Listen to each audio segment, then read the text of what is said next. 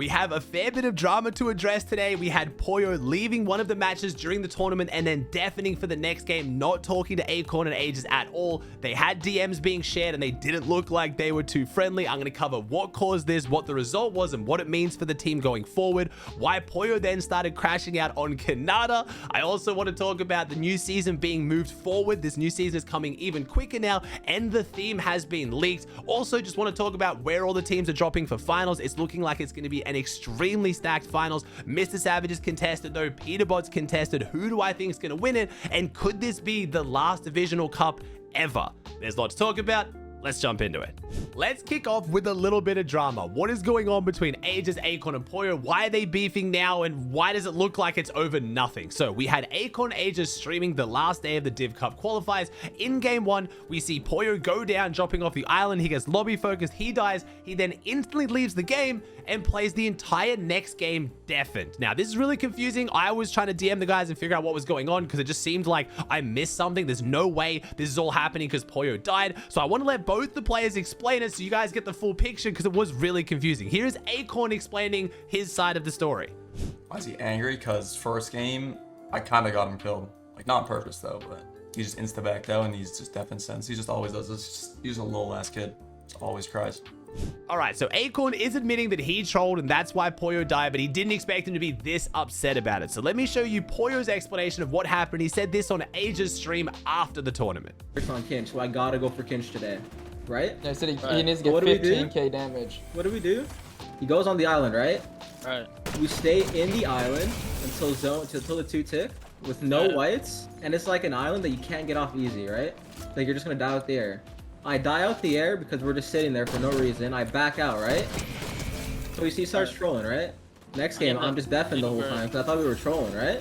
Oh, okay. And all of a sudden, Acorn's the one getting mad. And then Kanata's in Acorn's chat saying, bro, just crash on him. Just crash. Please crash. Bro, no way. Just crash on him. Just crash. Yeah, but then Kanata's just trying to get involved for some reason. I don't know why. I think it's just because, like, he's got, like, a good trio now, and, like, it's like stable and stuff, and, like, he's been out of the drama for a bit. Yeah, and then, like, so, Pollo started saying that, like, count your time, brother. Count your minutes. They're sending him to Kanata just started, I don't know, I just said he's getting dropped for threats, whatever. He's getting dropped, and he's like, I heard that rumor too, but... Okay, so we've heard Acorn's side of the story and Pollo's side of the story. It seems like it is just a big misunderstanding that could have probably been solved a lot better, and that does sum up a lot of the vibe issues, I think, with this trio. We talked about it last season when they came 5th. A lot of people saying they just didn't like playing together. Their vibes were terrible, and all of a sudden, they were back to being good this season. They were popping off. They were dominating off spawn. They were going up against Pete. They really put up a way better fight than a lot of people were expecting, and they looked like they were really solid. And then the vibes go terrible again. But it looks like their vibes were saved towards the end of the tournament because Pollo found a new target. I think he needed to vent a little bit of frustration, and I think Kanata made himself that target. Kanata came into Acorn's stream again. If you guys don't know, Acorn and Kanata are now on good terms as well. It's confusing around here. They're back to being buddies, but it looks like Kanata wanted to kind of insert himself into the drama for whatever reason, I'm not sure, and started calling out Pollo for being a baby and being immature and kind of, you know, he started targeting him a little bit. So then Pollo, not too happy with this, started smacking back at Kanata, and then of course, just as the Fortnite gods delivered, they then went up against each other on spawn because Kanata drops Demon's Domain and Pollo's team obviously drops Demon's Domain. So they managed to go up against each other, and this is what Pollo had to say. 23 wide on the road. Yeah, Bomber. There's a shotgun. There's a shotgun. Jesus Christ, Kanata's just terrible. Thank God they're replacing him soon. Bro, I know you're that mad over what he said. Bro, I can't do this shit. I'm gonna start burst out laughing, bro. Not real. You got a problem with Kanata and shit? Bolts, bro. Just tell Kanata now, bro. Don't make him wait. But they just won the Div Cup. Why would they do that? Not because he's useless. I don't think he's useless. I think he's pretty good. Don't lie. On God, I don't think he's useless. I think he plays his role really well. It's just like the glue, bro. Making sure nothing goes wrong. He's the reason everything goes wrong. That's not true. You're just saying that because you're mad at him. I play with Kanata. Yeah, I dropped him for you. But yeah, like, you dropped him. Yeah, because you're better. No, if he wasn't the problem, you wouldn't have dropped him. I mean, he's still good, but you're just better. That's why I picked you up. No, but like he's the glue though, so why would you drop him? Because he was not the glue in my trio. Now he got better. You can't say he's gonna get dropped when they're really winning. Do you think I'm just like thinking that he's gonna get dropped? No, you probably heard like them complaining about him, but like I don't know, like they literally won the Div Cup. Haters, what do you think? Huh? What? What do I think of what? What are you talking about? Huh? Yo, Like, it's too what Pollo's funny, talking bro. about? This guy Adrian's trying to avoid every conflict right now. Hello? Apparently, at the end of all of this, Kanata and Pollo also patched things up. They apologized. They moved on from it. So it's a whole bunch of drama that's ended up with, I guess, everyone being cool again. But it does kind of show the current climate of the different teams in NA, and especially Acorn, Ages, and Pollo's trio. There are definitely some vibe issues there. We've seen this come up time and time again. We had Pollo say that, you know, you trolled one game, I get to troll one game. All right, we're good now. I do wonder if Kanata didn't insert himself and kind of become like the lightning rod of Pollo's frustration, if it would have been worse for Ages, Acorn, and Pollo. I think kind of, you know, letting him shift his attention towards Kanata took it off Acorn, and that's kind of what fixed up their vibes, and they played the rest of the tournament all good. So it was a very strange day. I did want to recap because I think it does have a big impact on the season going forward. Remember, one of the big storylines right now is Pete versus Pollo off spawn. Who's the better trio? Who can win FNCS? And when there's vibe issues like this where it's so easy for this team to kind of crumble, it does have to make you a little bit worried about them going forward this season, especially again in such a heated off spawn battle. I don't know if maybe again trying to beat Peterbot has united them against the common enemy, and because this was opens not finals, they didn't really have that. I don't really know, but they did end up qualifying. Acorn, Ages, and Pollo have made finals. So have Pete, Cold, and Ritual. So they're going to be going toe-to-toe off spawn at Demon's Domain tomorrow, as of you guys watching this video. So that is going to be a very, very spicy one, and I hope they've patched up their vibes, because if they lose, let's say 1 or 2 off spawn in a row, I hope it doesn't start to crumble, because right now this off spawn has been incredible. Pollo's team is still beating out Peterbot overall ever so slightly, but things are looking a little bit weird over at Demon's Domain. Before I recap the rest of the Div Cup qualifiers, I do want to talk about a big leak from HypeX. We now have a new starting date for the new season. Instead of being August 8th, it's now moved forward to August 7th. It's only one day, but if you aren't enjoying the current season, hey, that's one less day before we get out of it. So I'm currently enjoying the new season, but I'm not playing it too much. I'm not having to deal with the pom-poms. Hopefully the Squid Game map that is coming out today, as of you watching this video, hopefully that saves the vibes and gives you guys something a little bit more fun to grind. They've already released all the skins and cosmetics that look super sick. If you're going to buy them the item shop, use code Aussie, and hopefully the map is solid. Now, we didn't get the tournaments I wanted for that, but that's okay. We did get another leak from HypeX that is a good thing, but kind of has me a little bit sad. HypeX pointing out that the max bots in a Fortnite BR has been reduced from 75 to 65. So previously, you could have 75 AI in a lobby and only 25 real players. Now you can have 65 AI and 35 real players. Woo! I mean,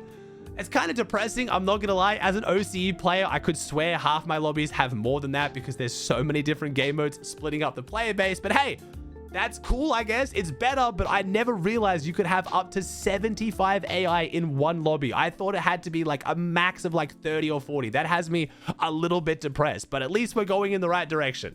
All right, let's take a look at the drop map for finals so we can see who qualified and who's looking like they might be able to take home the last Div Cup potentially ever. This is the last Div Cup of this season, which feels crazy saying that. We're only like, you know, less than a month into this season, but it is the last one. And because there's going to be no FNCS next season with Globals, this might be the last time we ever see a divisional cup. So we'll see who's going to take home potentially the last one on NA. We obviously have the big spawn fight, Ages, Acorn, Pollo against Peter, Cold, and Ritual. Pete not doing phenomenally in the opens, but that's because they stopped playing. After they qualified on day 2, they only played a few games, and then Peterbot got off and they stopped playing. So as much as Ages, Acorn, and Pollo's vibes have me a little bit worried, Pete doesn't seem to be extremely locked in this week, but we'll see when it comes down to a spawn fight. Both these teams seem to level up, and they really harness all their energy into winning that off spawn fight. We have Rise, G-Money, and Aviv, the new trio qualifying. They're going to be contested by Tyler, Curve, and Josh, who have been going Outpost Enclave this whole time. Rise deciding with his new trio with Aviv, he wants to leave his uncontested shafts and now instead try to claim Outpost Enclave. We'll have to see how that fight goes down overall. We have iDrop, Cami, and Hari, who qualified from EU on NA. They're going up against Broken's team at Canyon. We have Penta going up against Blue's team over at the Shogun. We have Salt going up against Sinetto for the Bridge. H-Cube going up against Evan for Boxcars. And then Sloxay, another EU team, going up against Vert, Taki, and Ishu on the South, our first order-based split. Everyone else is uncontested, which means we have some big names who could have a big performance. Clixiomzo and Higgs out of Supernova. They're looking phenomenal as always. They were first place pretty much the entire qualifiers until they stopped playing to go play West. They were dropping 30 and 40 bombs like it was absolutely nothing, just abusing the gold gloves, which are just insane. If you watched any of the tournament or you played it, you already know what you're dealing with. It's just constant bats.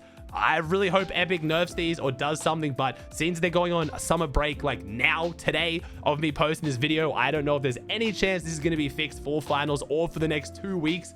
We'll have to see. We have King, PH Zin, and FaZe of the Brazil boys are going to be uncontested at Lone Wolf. They have switched drops from Brutal Boxcars, and it looks like for good reason. It's double contested. Reed, Cooper, and Curly are going Foxy, their usual Flooded Frogs. Sphinx, Muzz, and Shadow going Resistance base. They are playing phenomenal. Since this trio formed, they're looking extremely good right now. They've got Resistance base locked down. I think they definitely could bring this one home. We have Mason, Freeze, and Golden moving into the shaft now that Rise has left. Carillion is locking down Outlaw. We have Kanata going Crime City as always. We might be able to see them go back-to-back finals 2 weeks in a row. We have Skittles, Joji, and Bryce. Skittles and Bryce replacing Aviv with Joji, but they're going Foxy Floodgate this week uncontested. Visuals team did not qualify for the finals. We have Booga, Threats, and Craze. We have Utopia uncontested again. Noxy over at Kappa Kappa. Jace on the fields. Creon, the Hispanic boys, are going to be going Pump Power. Neko is over at the First Order base. Sales is on the North split, and I believe that's every team. Oh, and Nave's team on the South Mountain split. So it's looking like a very stacked finals. My top 5 is probably looking like Clicks, Cooper, Sphinx, Booga, and then, I mean, I've got to imagine if Pete or Pollo's team can take an edge off Spawn and maybe win like 4 out of 5, I think they could jump in there. Oh, and Kanata, of course, our reigning champs Kanata. So we'll see. I think that's a pretty solid top 5. If Pete or Pollo do go either like 4 or 5 out of 6, if either of them can take that edge, one of them will definitely finish in top 5. If they can pull that off, we'll just have to see. Over on EU, we're going to have our first chance to see Mr. Savage, Rezon, and Chap at their new drop spot of the Resistance base. Now, one of the things that makes this POI so strong is all of the shrines. It has good loot, good material, but it has a whole bunch of shrines around it. Unfortunately, Mr. Savage might not be able to use that advantage because they are contested. Of course, Savage always has to be contested. Belusi, Zangi, and Rickball, the Italians, will be dropping on them. That's going to make it really awkward because I'm guessing it will be a decently drawn out 50-50 of a fight because there is the bottom section and the top section is underground. You can run away, you can rat, you can hide. We'll see how that plays out for them. One of the biggest issues is also going to be third parties. They have Dre's team to their east, they have Burke's team to their south, and they also have Vanya's team over at Flooded Frogs, who are definitely going to be pushing over if they hear enough noise being made. So that kind of sucks a little bit for them. Hopefully, an advantage they might have is that SETI is contested by Mydro's team over at Lone Wolf, which could take some of the heat from some of those teams in that area. We also have Mappy, Mumsy, and Cheatin going up against Pix, Dam, and Damus over at Foxy Floodgate. We have Serene up against Fastroki for the Canyon Crossing. We have Hromic up against Mixon on the Outlaw split. Yanis versus Fan are going to be going up at Shiny Shafts. We have Cammy versus Ifrozy at Kappa. So unfortunately, Cammy and SETI since splitting have been looking really good, but both teams are now contested. We have Cryfalls going up against Z Andy for Outpost Enclave, and then everyone else is uncontested. So again, we have some really big names uncontested. Feroxy, Pablo, and Chino have locked down Supernova now that Mr. Savage's team has decided to leave. Veno, Vico, Flixie did make this finals. They were outside top 33 on day 1, but they had a solid day 2. They locked it in. They're going to be going Brutal Boxcars again. I really want to see them have the big performance. I think a lot of people have been waiting for who know they can, but just haven't been able to pull it off yet. Queasy, Mustache, and Sato making another finals, but again, no Swizzy. Queasy Mustache still playing with the fill while Swizzy's getting his visa. He's in Russia at the moment, so they're going to be dropping Utopia City. Vidil has uncontested Crime City as Tayson did not make finals this week, so Vidil can hopefully pull off a big performance because their off spawn has been so messy against Tayson. We get to see how they can do when uncontested. Thomas HD, Sky, and Scroller at the fields. We have Malabuka, Ping, and Walks uncontested at Demon's Domain. I need to see this team get top 5. I don't know what's going on with them this season. I know they've been contested a little bit, but I really did have higher hopes and expectations for Malabuka. I really want to see them pop off like I know they can. They have one of the best drops on the map, Uncon. They're looking really solid. I hope they can bring home a big performance. We have Twice team over on the mountain still. We have Scuzzy's team to the south of that. Fruzy is going to be uncontested at Shogun. We have QB over at Pump Power in the northeast. Firein just on top of them. Vanya, Marius, and Pixie, like I already said, uncontested. Flooded to see if they can go 2 tournaments in a row, 2 cash cups in a row, 3 including grand finals. We'll see if they can pull it off. We have Pink going First Order base. Waze's team to the south on the split. Blaha, Combek, and Shark are going to be going the bridge. And I believe that's every team. We have a very stacked finals. If I had to pick a top 5, I've got to give it to Feroxy uncontested, Vanya uncontested, I think potentially we could see Malabuka get that top 5. Hasn't really shown me the performance that I want to see for them for the top 5, but I hope they can pull it off. Thomas H, the Uncon, and then honestly, Blaha. I want to see Queasy do it as well, but again, without Swizzy, I'm just not as confident in this trio. A lot of the other big teams are contested. Videel could bring it home. I have nothing to show for them being uncontested because I haven't seen how they can play it, so I hope the big names can do it, but it should be a very, very fun finals to watch.